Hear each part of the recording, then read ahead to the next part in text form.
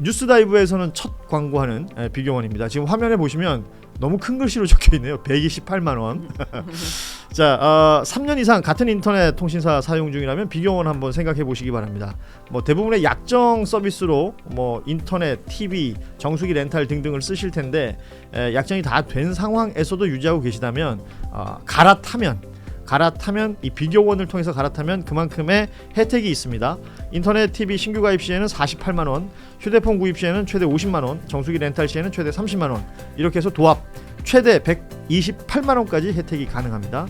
또 본인이 가입하고 지인 추천을 하시면 한 명당 4만 원씩 이마트 상품권을 주신다 그래요. 근데 2명 하면 8만 원, 3명 하면 12만 원 쭉쭉 올라가는 거죠. 보안 사고가 지금까지 한 건도 없었던 비교원이고요. 8억 원 보증보험 가입으로 믿을 수 있는 비교원입니다. 인터넷, TV, 또 휴대폰, 정수기 비교원에서 함께 하시면 좋겠습니다. 전화번호는 1670-2571 상담이 가능하고요. 고정 댓글 또 네이버에서 비교원 검색 후에 상담하시면 되겠습니다. 많이들 이용해 주시고, 네, 여러분 반갑습니다. 한겨레 데일리 라이브 뉴스다이브 시작합니다. 어서 오십시오. 고현준입니다. 반갑습니다. 자, 금요일에 함께하는 뉴스다이브 함께해 주실 우리 노짱자매 소개해드리죠. 노영희 변호사 나오셨습니다. 어서 오십시오. 네, 안녕하세요. 노영입니다. 예, 장윤미 변호사도 함께합니다. 어서 오십시오. 예, 안녕하세요. 장윤미입니다. 반갑습니다. 오늘은 이 두 분과 함께 한 시간을 가열차게 한번 달려보겠습니다. 김환 기자가 함께 해야 되는데 네. 휴가 갔어요. 아쉬워요. 일 많을 때 휴가 가는 것도 복입니다. 근데 김한 기자는 세상을 되게 잘 사는 것 같아요. 부럽죠. 되게 열심히도 살면서 또 즐길 거 다 즐기면서 그리고 그 가족들을 엄청 챙겨요. 아들을 잘 챙기죠, 특히. 예, 아들이 또 운동하고 있기 때문에 네. 예, 굉장히 가정적인 아빠고 좋은 아빠고. 훌륭합니다. 예. 자, 어제 있었던 윤석열 피고인 비롯해서 7명에 대한 1심 선고 내용을 짚어보겠습니다. 뭐 아시는 것처럼 윤석열 무기징역, 김용현 30년, 노상원 18년, 뭐 주요 인물들의 형량이 다 나왔고요.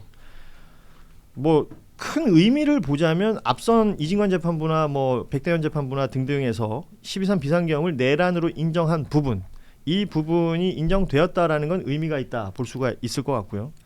다만 지경 판사도 많이 썼던 표현인데, 다만 갖가지 한계나 비판해야 될 지점들이 분명히 보입니다.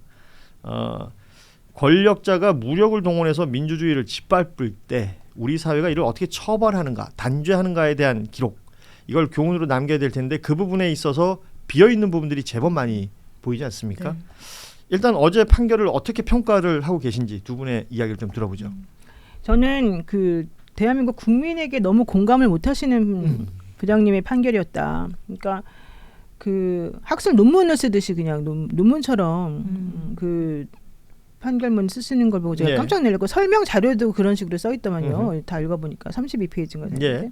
그래서 제가 이분은 우리들이 어떤 것에 분노하고 있는지를 잘 알고 계시는 건지, 약간 저는 이런 표현은 죄송합니다만 비겁한 판결이다. 비겁하다. 왜냐하면 그 양형은 저는 뭐 무기징역 나올 거라고 많은 분들이 예측했듯이 저도 예측을 했었었고, 그 부분은 뭐 양형은 그렇다고 쳐요. 근데 우리가 중요하게 생각하는 건 양형도 양형이지만 그 논리, 이게 왜 국헌문란 목적의 내란인지, 실제 그래서 윤석열이라는 사람이 이걸 해가지고 무엇을 하고 싶어 했는지, 그래서 국민들이 분노했던 지점이 무엇이었는지, 이걸 우리들에게 명쾌하게 설명해 주길 바랬거든요. 왜냐하면 기존에 사실은 제일 정확하게 판단해 주는 분은 저는 이진관 부장이었다고 보고, 그 다음에 백대현 부장, 류경진 부장조차도 실제 그분들은 양형은 약하게 줬음에도 불구하고 논리는 정확하게 말씀을 하셨어요.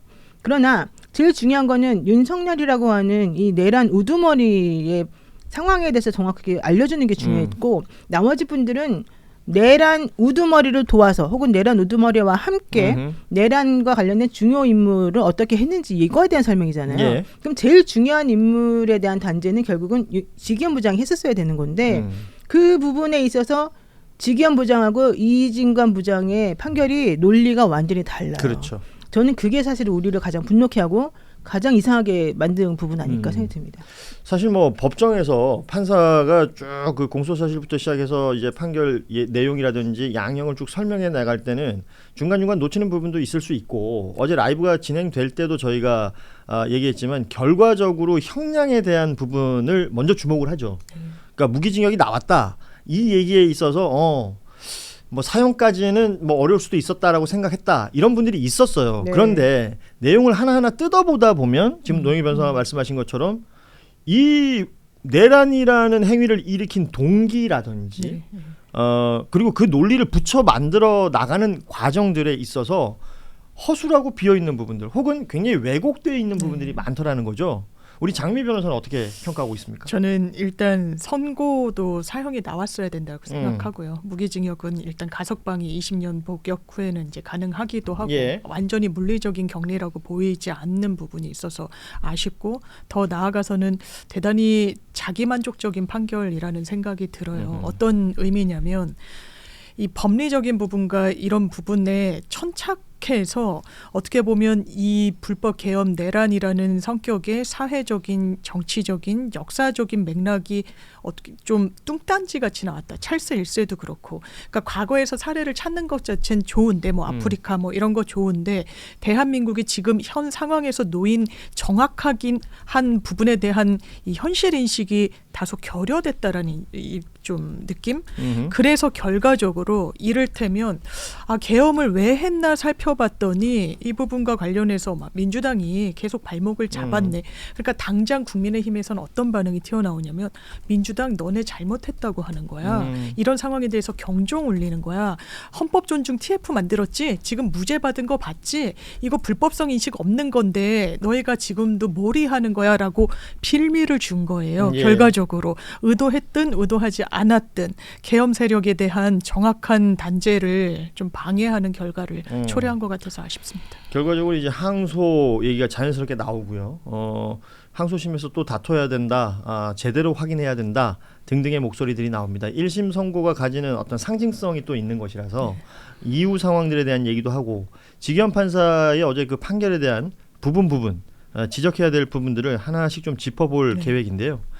일단은 지금 두 분이 얘기해 주신 것처럼 비겁한 판결이었다. 자기만족적인 판결이었다. 이 내용에 더해 12.3 비상계엄이 내란이라는 걸 인정했습니다. 근데 그 내란이라는 걸 인정하는 과정도 국회에 군을 보냈다라는 부분을 여러 차례 강조하면서 그것 때문에 내란이다라는 걸 인정을 했어요. 그런데 그 군을 보냈다라는 것에 대한 이유 여기에서부터 저는 탁 걸리던데요. 원칙적으로 계엄의 요건을 갖추었는지 여부에 따라 내란죄가 성립되는 것은 아니다라는 표현을 했고 실제적 요건을 갖추었는지 여부에 대해 대통령의 판단은 존중돼야 하고 이를 섣불리 사법심사의 영역으로 가져오는 것은 자칫 필요한 경우 판단을 주저하게 만드는 저해 요소가 될 수 있다. 말이 어려운 것 같지만 대통령이 그럴 수도 있는 건데 군대를 국회에 보낸 건 문제다. 이렇게 해결이 되는 거 아니에요? 맞아요. 그러니까 제가 짜증났던 부분이 이 부분. 짜증이라기보다도 정말 이분은 짜증도 괜찮아요. 이분은 정말 잘못된 인식하에 이 사건을 바라보고 있었구나. 그런데도 그나마 무기징역 내려줬네. 예. 오히려 고맙네. 이런 생각이 들 정도인 게 보세요. 뭐라고 얘기하냐. 원칙적으로 계엄의 요건을 갖추었는지 여부에 따라 내란죄가 성립되는 것은 아니다. 요건을 못 갖췄다는 거하고 내란죄가 성립되는 거하고는 뭐 별개일 수는 있겠지만 실질적으로 우리는 별개라고 생각하지 않는 그럼요. 게 그 계엄이라고 하는 것을 헌법상 대통령에게 선포해도 돼라고 얘기해주면서 엄격하게 요건을 맞추지 않는 거는 전부 다 부당한 목적, 부정한 목적이 있는 거니까 우리는 그거를 정당한 비상계엄 당신의 대통령의 권한 행사와 괜찮은 것으로 보지 않아. 이게 이제 우리들이 헌법적으로 내린 결단이었는데 이분은 그냥 딱 선언적으로 원칙적으로 계엄의 요건을 갖추었는지 여부에 따라서 내란죄가 성립되는 것은 아니다.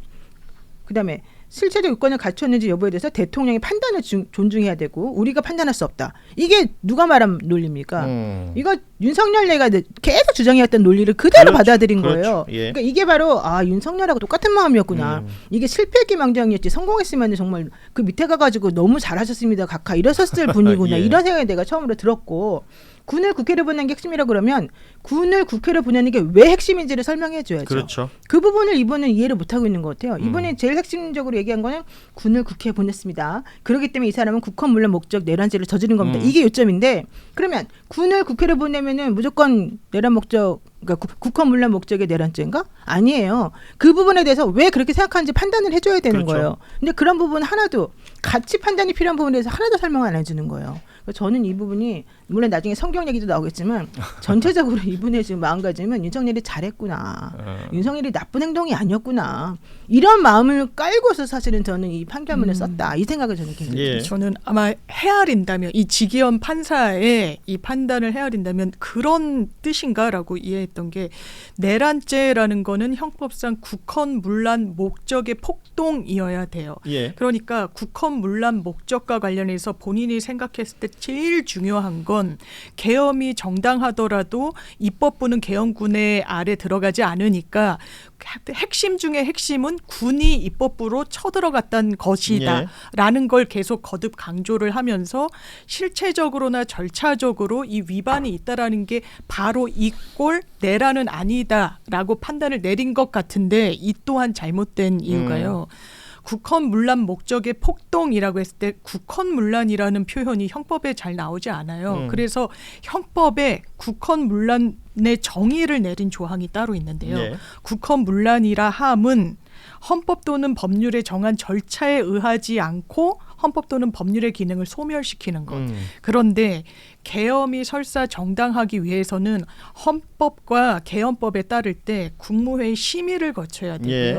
이 전시사변에 준하는 국가 비상 상황이라는 실체적 절체적 요건이 있어야 돼요. 근데 그것을 하나도 안 지켰거든요. 근데 이 부분이 이 꼴 바로 내란죄가 성립하는 등식은 아니다라고 하는 게 법리 판단에서 그릇된 부분이 분명히 있어서 이거는 저는 기본적으로 법원이 정치 영역에 대한 사법 제재를 하는 게 맞다고 생각합니다만 이거는 이 법리 판단조차 틀렸다. 아니 뭐 지금 말씀하시는 것처럼 그러니까 윤석열 측에서 꾸준히 주장해왔던 거, 뭐 외교권이나 사면권 같이 대통령이 할 수 있는 통치 행위 중에 하나가 비상계엄이다라는 취지로 계속해서 주장해왔던 것을 그대로 받은 겁니다. 그래서 대통령이 할 수 있는 일인데 이걸 사법의 심사로 가져온다는 건 대통령이 정당하게 할 수 있는 판단에서도 영향을 미칠 수 있기 때문에 그건 사법 심사하면 안 되는 건데 국회 군대를 보냈기 때문에 이거는 국헌문란이고 폭동까지 완성이 되니까 내란죄다. 그러니까요. 그렇게 지금 판단한 그런 거예요. 거니까요. 그게 말이 안 된다는 게 보세요. 지기현 판사가 이렇게 얘기했습니다. 아까 말한 것처럼 장유미 변호사 말한 것처럼 계엄의 요건을 갖추었는지 여부에 따라 내란죄가 성립되는 것은 아니다. 말이 안 돼요.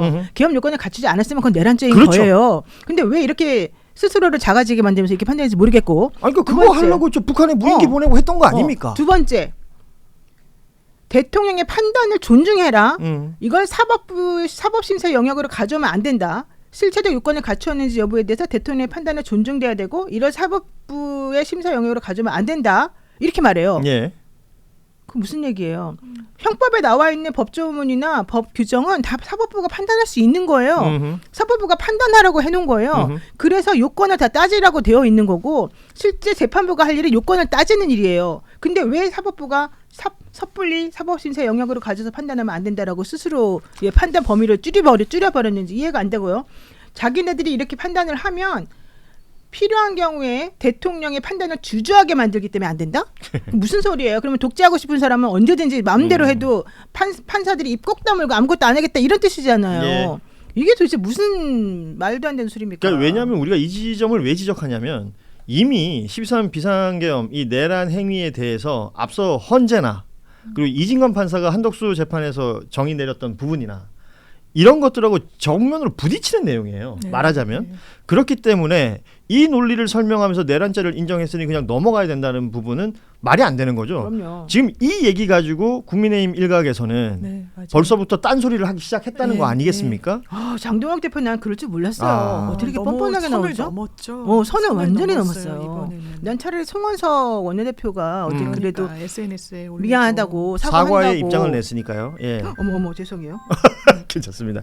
전화도 흥분했나 봐. 아니 지금 보면은 우리가 이제 이진관 판사가 한덕수 재판에서 이제 쭉 만들어냈던 그 논리, 이 12.3이 왜 내란이고 그 내란에 있어서 한덕수라는 당시 국무총리가 어떤 모습을 보였기 때문에 이 사람은 처벌받아야 되는 것인가. 뭐 고령 얘기가 나오는데 한덕수가 훨씬 고령 아닙니까? 이런 것들에 대해서 생각할 필요가 없다라고 얘기했던 부분들도 굉장히 중요한 것이고 공직에 있었던 사람들이 헌법상의 의무를 어떻게 해야 되는지도 그 판단에서 내려졌었는데 이런 모든 부분들이 오히려 감형의 이유가 됐단 말이에요. 직위원 재판부에서는. 이 부분에 대해서도 많은 분들이 얘기하는데 뭐 말 나온 김에 뭐 두서없이 얘기하고 있습니다만 65세 고령을 윤석열과 김용현에게 적용을 해요. 감형의 이유로. 그랬더니 지금 댓글에 뭐가 올라오냐면 촉법 노인이라는 말이 진짜 용어를 잘 만드셨네요. 이렇게 등장합니다. 어떤 분이 너무 천재적이다.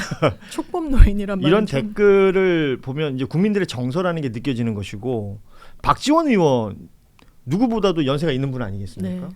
혈기왕성한 65세 이런 표현을 썼어요. 왜냐면 요즘 65세가 물리적으로 과거처럼 그렇게 뭐 노인이다 이렇게 단정짓기 어려운 분이 있고 전두환 씨가 사형 선고 받았었어요.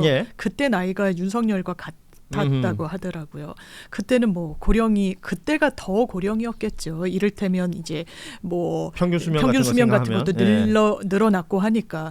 그러니까 이거는 선처할 수 있는 사유로는 너무 빈약하다라는 생각이 들고 공직에 이렇게 평생 복무해서 수혜를 입고 본인이 검찰총장 시기나 했으면 그거는 오히려 불리한 사정으로 참작하는 게 맞는 거겠죠. 뉴스다이브에서는 첫 광고하는 비경원입니다. 지금 화면에 보시면 너무 큰 글씨로 적혀있네요. 128만 원. 자, 3년 이상 같은 인터넷 통신사 사용 중이라면 비경원 한번 생각해 보시기 바랍니다.